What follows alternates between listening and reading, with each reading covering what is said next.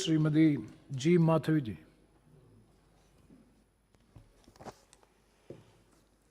Honorable Chairman, sir, I would like to thank you for giving me an opportunity on behalf of YSR Congress Party to bring to the notice of this August House the need for having a discussion on Omicron variant that is a concern, causing a concern around the world.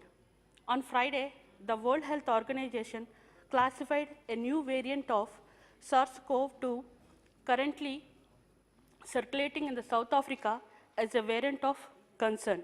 It is also named it Omicron. Early instances are that this variant is possibly even more transmissible than the highly infectious Delta variant, and the current vaccines may be less effective against it. The new variant was first reported to WHO from the South Africa on 24th November 2021. This variant has a large number of mutations, some of which are concerning. Preliminarily, evidence suggests an increased risk of the infection with this variant as compared to the earlier Delta variant. Sir, around 20 countries and territories around the globe now have suspected or confirmed cases belongs to the Omicron variant. The latest entered to the growing list was Japan, which confirmed the first case after it closed its borders for the foreign travelers. While India is yet to report any cases, authorities remain on high alert. Both the central as well as state governments have announced a slew of preliminary measures to counter the variant. Much remains unknown about the new variant. About the rapid surge in case has quickly many nations to enact strict measures to counter this variant.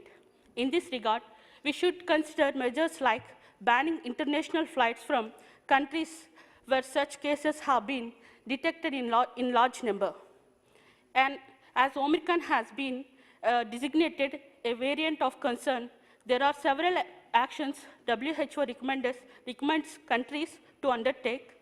Increase surveillance and sequencing efforts through the better understanding circulating SARS-CoV-2 variant. Submit the complete genome sequences and associated metadata to a publicly available database such as GISAID. Report in initial cases associated with VOC infections to WHO through the IHR mechanism. In my state, Andhra Pradesh, Honorable Chief Minister of Y. Jagannath Reddy conducted a review meeting on COVID-19 situation to new variant of concern Omicron. The state government will take all necessary precautions to stop the entry of new variant in the state. It will focus on arrival of international travelers to prevent its spread. In the review meeting, the CM asked to the officials to send special medical teams to the Hyderabad, Bengaluru, and Chennai airports to scan international passengers ahead to the Andhra Pradesh. He asked the officials to conduct only RT-PCR tests to avoid rapid testing. If any traveler tests negative, they will be allowed to produce their destinations, will be under observation for some time. If any passenger tested positive, his or her sample would be tested for genome sequencing to identify the variant of the various they were infected with. The state government is also planning to procure genome sequencing testing machines to detect the variant within the state quickly. So, with the Omicron variant, there have been concern raised for the administration of third booster dose of COVID-19 vaccines, especially among the frontline workers and immunocompressed people.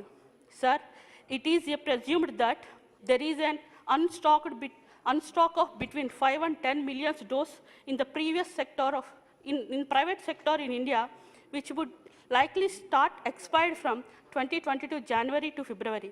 In case the expert committees of government decided that the booster dose was necessary, then this stock could be used for the boosters for healthline cares and frontline workers and those who are highly risked despite receiving 2 doses.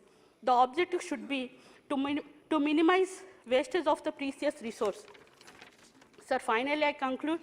I would request the central government to ensure that precious stockpiles of vaccines are not wasted and put into good use.